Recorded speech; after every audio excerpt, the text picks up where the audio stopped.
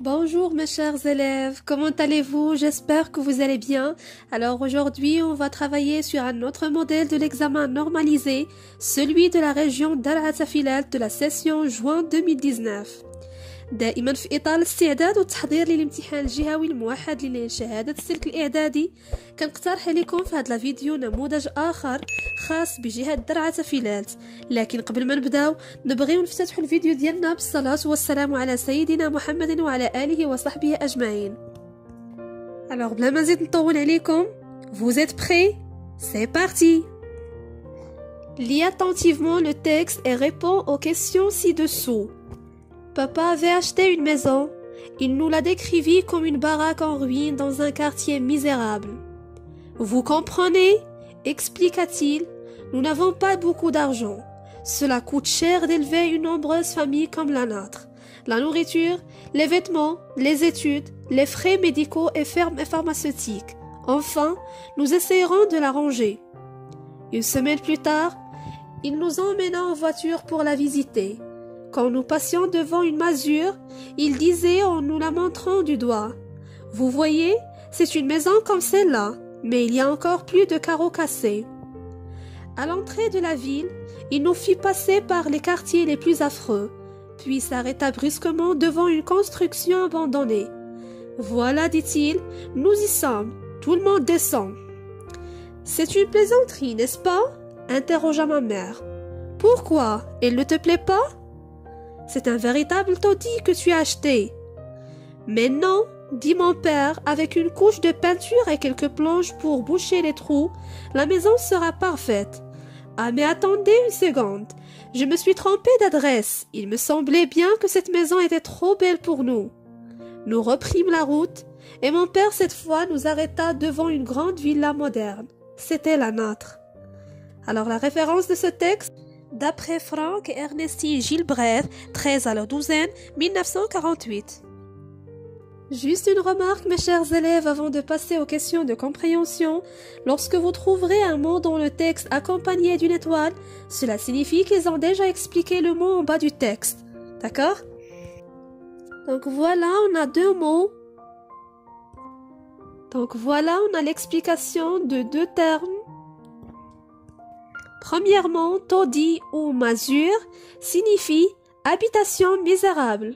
En arabe, on dit sakan ashwa'i ou ghayr la'iq. Le deuxième terme, plaisanterie, signifie propos ou acte destiné à faire rire, à amuser. En arabe, signifie مزحة أو نكتة. الهدف منها هو إثارة ضحك المتلقي أو من أجل التسلية. Maintenant, mettez la vidéo en pause, lisez le texte plusieurs fois et après, essayez de répondre aux questions de compréhension. Alors, vous avez terminé? Très bien, on passe à la correction. La première question. Complète le tableau suivant. Quel est le titre de cette œuvre? C'est-à-dire, quelle est la source de ce texte? Autrement dit, d'où on a tiré ce texte? Je vous ai déjà expliqué, mes chers élèves, dans la vidéo précédente, qu'on trouve la source entre deux virgules dans la partie de la référence du texte. Alors, le titre de l'œuvre c'est 13 à la douzaine. Quel est maintenant le nom de l'auteur? C'est-à-dire le nom de l'écrivain qui a écrit ce texte. Oui, très bien, c'est d'après Franck et Ernestine Gilbreth. La deuxième question. Quel est le type de ce texte? Narratif, argumentatif ou explicatif? Cochez la bonne réponse.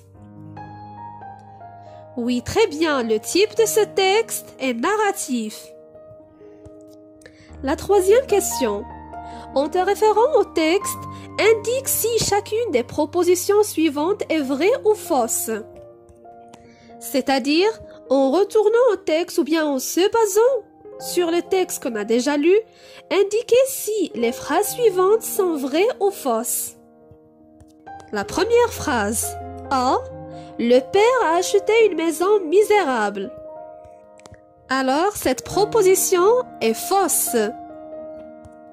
Pourquoi? Parce que le père a acheté une grande villa moderne. Et voilà la justification dans le texte. Nous arrêta devant une grande villa moderne, c'était la nôtre. La deuxième phrase, B. Le père a emmené sa famille tout droit vers la maison qu'il a achetée. Alors cette phrase est aussi fausse. Pourquoi? Parce que le père, à l'entrée de la ville, il fit passer sa famille par des quartiers affreux, puis s'arrêta brusquement devant une construction abandonnée. Juste après, ils reprirent la route pour arriver enfin devant la grande villa. La quatrième question. C'est un véritable taudis que tu as acheté. Dans cette phrase, est-ce que la maman est satisfaite ou bien est-ce qu'elle est déçue? Recopiez la bonne réponse. Alors, d'après cette phrase, la maman est déçue. La cinquième question. Est-ce que le père s'est trompé vraiment d'adresse? Dites pourquoi. Non, pas du tout. Le père plaisante avec sa famille. La question numéro 6. Dans ce texte, le père aime plaisanter avec sa famille. Apprécies-tu son comportement? Justifie ta réponse. À titre d'exemple, on peut dire « Oui, j'apprécie le comportement du père car il crée une ambiance chaleureuse et un climat favorable avec sa famille. » Ça d'une part. D'autre part, le père ne doit pas exagérer et dépasser les limites car il risque de perdre la confiance de sa famille. On passe maintenant à la deuxième partie, langue et communication. 6 points. La première question relève dans le texte 2 mots appartenant au champ lexical de l'habitation. Alors dans ce texte, il y a plusieurs termes appartenant au champ lexical de l'habitation. Par exemple, on peut citer baraque, ruine, quartier, masure, construction, taudis, maison, villa. La deuxième question. Il nous emmena aux voitures pour la visiter.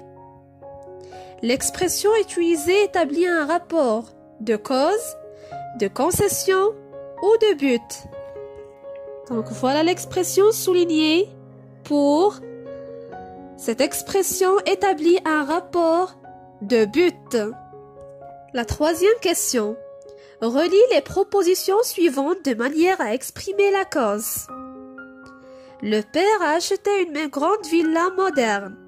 Il a beaucoup d'argent. À titre d'exemple, on peut dire le père a acheté une grande villa moderne car il a beaucoup d'argent. Ou par exemple, le père a acheté une grande villa moderne parce qu'il a beaucoup d'argent.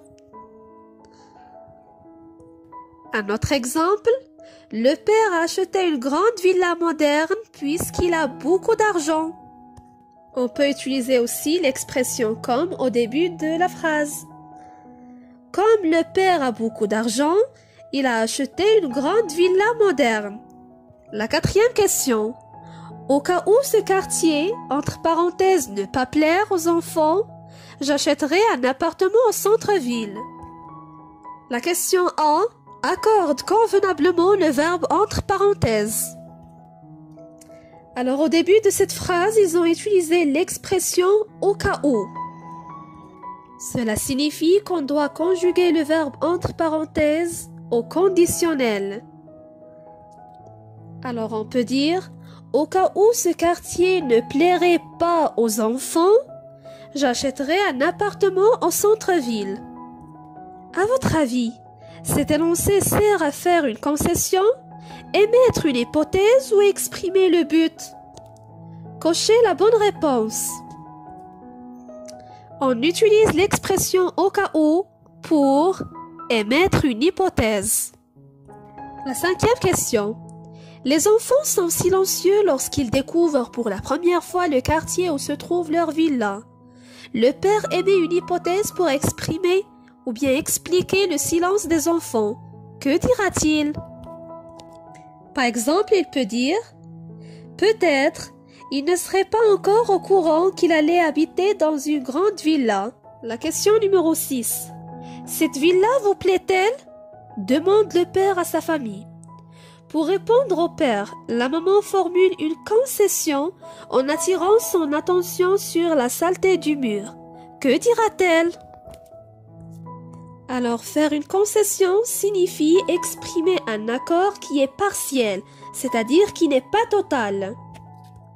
Par exemple, la maman peut dire « C'est vrai que cette villa est très belle, mais ses murs sont sales. » Deuxième exemple, « Certes, c'est une belle villa, mais les murs sont trop sales. » Troisième exemple, « Personne ne peut nier que cette villa est belle. Cependant, les murs sont sales. » On passe maintenant à la troisième partie, l'écriture, ou bien ce qu'on appelle la production écrite.